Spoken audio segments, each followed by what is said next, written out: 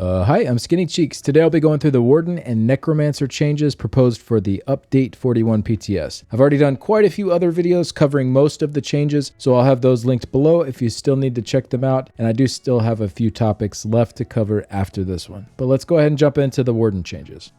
First is to the Glacial Presence passive. Reduce the potency of this passive by about 50% as the chilled status effect received a huge increase. Overall, this will result in roughly a 6% damage increase between both these changes. So if you missed the status effect video I did, they buffed up chilled by just over double damage. So this just evens that out so we aren't seeing like 25k DPS from chilled. From the testing I've seen on the PTS, the results look about as Zoss indicated, a slight bump up to chilled damage from what we were seeing before. The next change is to the Sleet Storm ultimate. For the Northern Storm morph, increase the damage done by this morph by 50%. Activating the ultimate now grants 50 weapon and spell damage for 5 seconds each tick, up to a maximum of 9 times, 450 weapon and spell damage, rather than increasing your weapon and spell damage by 300 for 30 seconds. Note that the duration refreshes each stack like all stack-based effects do. So essentially this just ramps up as the skill goes on, and then when the skill ends, you'll be at that 450 weapon and spell damage for 5 more seconds. The developer comment says, we're shifting the focus and strength of this ultimate into something that feels more appropriate for the Masters over Bitter Cold, as its previous iteration was relatively passive and underwhelming. Now the ultimate provides more impact in the moments of its activation, with a power ramping effect to help add extra satisfaction and damage to your burst moments. So before this change, the damage on this was pretty pitiful for PvE, and even with the buff here, it will still deal less than a Fiery Rage Destro ultimate. It is cheaper though, 200 ult instead of 250, and it has that weapon and spell damage to go with the AoE damage. So I think with those two things factored in, it should probably be at least on par now with the Destro ult for AoE packs, but I think it could still use a little bit of love. So let's go over the other morph real quick, and then I'll give a little feedback on these. Permafrost. Reduce the damage done by this morph by about 32% to make up for the adjustments to chilled and glacial presence. Overall, this will still result in an ever so slight, less than 1% damage increase of this morph. So if you compare the tooltips directly for Northern Storm and for Permafrost, Northern does over 10 times the damage from the AoE portion per tick, but Northern does not have the guaranteed chilled status effect proc that Permafrost does, which in reality makes Permafrost deal somewhere about 40% or so of the damage of Northern Storm per tick. However, it does have a longer timer, leading to 5 extra ticks of damage. So if we look at Permafrost, you get 14 ticks of the AoE damage plus the chilled, versus with Northern Storm, just 9 ticks of the AoE damage. So after the chilled and the extra ticks are added in, Permafrost is sitting at about 65% of Northern Storm when you look at the damage per cast. And that chance for Northern Storm to actually trigger chilled is pretty low. As an AoE dot, even with that 200% extra chance for being a Winter's Embrace ability and a charge staff equipped, you're still looking at topping out at around 7% chance per tick for this to proc. So right now, it feels like what each of these morphs are trying to accomplish is a bit muddy, and they kind of overlap on stuff and not necessarily in the right ways. So in my opinion, they should probably differentiate these morphs a little bit more. One way to do this would be to make Permafrost go the more defensive route and have Northern Storm go a bit more into the offensive route. So if they took that guaranteed chilled and applied it to both of the morphs, this would bump up Northern Storm a nice bit for damage, putting it a little bit ahead of the Destro ultimate. Since chilled provides an offensive and a defensive gain, the defensive part being applying minor maim to the enemy's hit, I think this is a clear candidate to be present on both versions of this ultimate. And then they could take off the major protection from Northern Storm and have that as an exclusive to Permafrost. So essentially, instead of both morphs having major protection, both would have that guaranteed chilled proc. Now this might leave Permafrost a little bit behind when deciding between the two, so adding in an additional effect like a major debuff put onto the enemies, so maybe major maim or cowardice to either reduce their damage by 10% or reduce their weapon and spell damage by 430. This could really swing things in combat, since you could debuff your enemies to deal less damage while also buffing you and your allies to take less damage. And since this morph is a bit longer, it could be used a bit more reliably for sections of fights that are a little tougher. And then Northern would be left with a little bit shorter duration but a lot more burst potential potential put into that period while forgoing the defensive bonuses. It still wouldn't be worth slotting over the bear for single target damage, but it could at least be a really strong option for AoE damage. Now this is coming from a very PvE focused perspective, and it's also just an off the cuff idea to sort of demonstrate the direction I think would be good for the morphs. Not saying it should be all of the same specifics that I listed, but I think at least something along these lines to really make each morph stand out a bit more in its own unique direction. Let me know what you all think about the changes here and if you do them differently for PvP reasons. But that's pretty much it for the Warden changes for update 41. Not a whole lot of tweaks here to the class kit.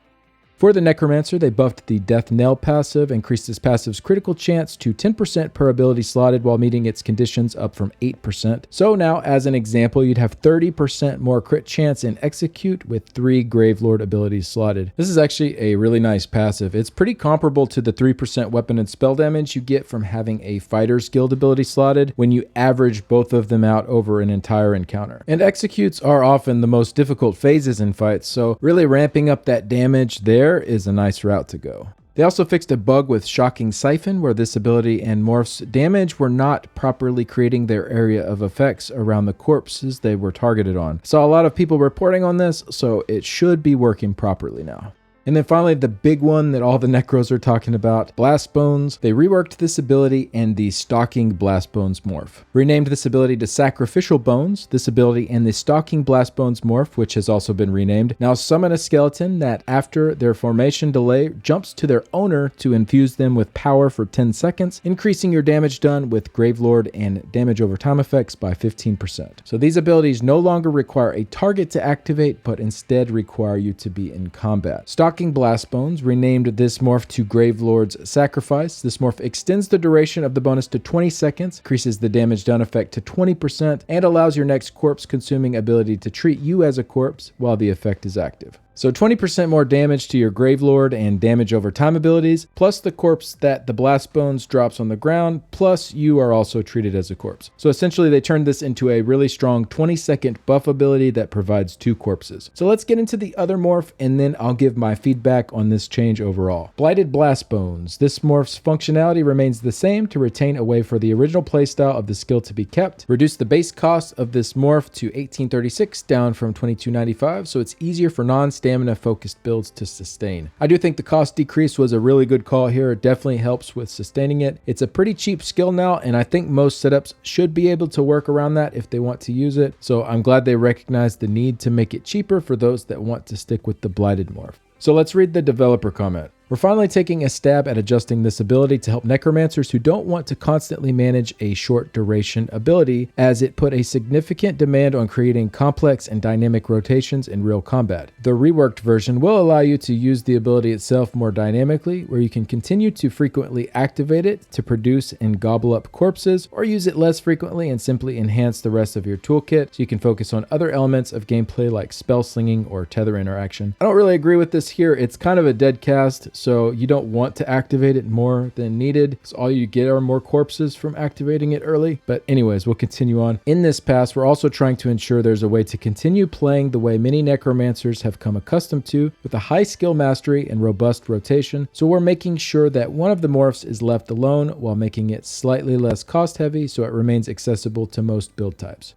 All right, let's get into the feedback on this. To start off, I think the premise here is a good one. I really like diverse morph options, especially since the hybridization era where having 2 morphs that are essentially just different types of damage with slightly different effects, well, that just doesn't feel like each choice is super unique. So I love the idea of splitting the morphs into 2 very different types of effects and playstyles. That said, I think the initial iteration of this needs a lot of work still. To start off, for this new idea, they took away the morph that was better for damage. Since they went this route, I think Blighted should get a damage increase or some additional feature added to put it at least even with, but preferably better than what Stalking Blastbones was doing previously. So Stalking got a minimum of 10% extra damage per hit. A lot of people mistakenly thought there was a range requirement on that, but that extra 10% was actually always present even in melee range. It just got larger if you were further away. But that isn't it. Since it was flame damage, it was also buffed by engulfing flames and in Kratos. That's 21% extra damage potentially before adding in even more at further distances away. So this means Blighted needs quite a bit extra onto it to meet that. I think at a minimum adding in 20% extra damage to this morph would be a pretty nice start, because not only would it just about meet where stalking was, but it wouldn't rely on debuffs present to accomplish that, making it more friendly to less organized groups. Another idea for this that I think I like even more is for Blighted to keep the base morph's 10-second duration on that 15% increase to Gravelord and damage over time effects. It would easily be kept up since you cast this ability every 3 seconds anyways, so that 15% would work on the Blastbones itself to buff that up by a good bit to get it closer to where stalking was, but also boost up other parts of their kit to help Necromancers keep up with what some of the better performing classes are currently capable of. I think this option would be an easy win. Necros that prefer this every 3-second playstyle will get a nice buff, and those that want something a bit more simplified can use the other morph, which I also think needs a bit of a buff. So let's go ahead and talk about the new morph, Gravelord's Sacrifice. The single target damage is not bad when using this when you count those extra buffs that you're getting, but losing Blastbones as a damage source gutted their AoE damage. So maybe instead of this morph just increasing from 10 seconds to 20 seconds and 15% to 20%, it could also buff Gravelord plus damage over time plus area of effect damage. Something to help bridge that gap a little bit from losing Blastbones as a damage source. It's just not quite enough of a damage increase in its current state to be worth the sacrifice.